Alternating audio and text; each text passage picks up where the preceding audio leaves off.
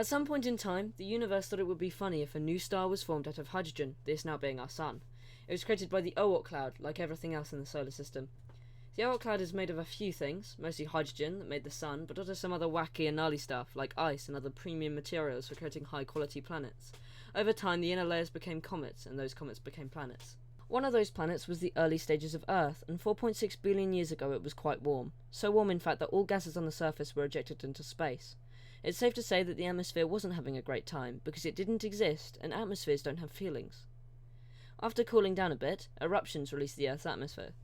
The atmosphere contained mostly hydrogen, carbon dioxide, water as steam, and nitrogen, with smaller bite-sized portions of methane and ammonia.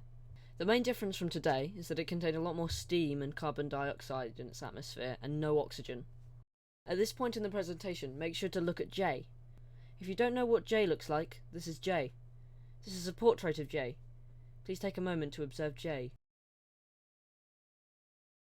As the Earth cooled down even more, it started to rain, forming oceans of water which scientists now call the sea, instead of anything cool like the Big Soup or John.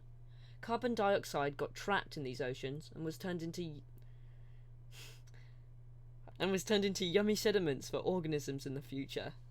These exact organisms appeared about 2.7 billion years ago, where some atoms decided to become stupid algae, which are organisms, an early and bad version of plants, that do this cool thing scientists have deemed breathing. But the other way around this time, creating energy for themselves out of the sediment and producing oxygen. Over a small billion years, this made the sky blue, which basically takes us up to now, because if you look outside, the sky is blue.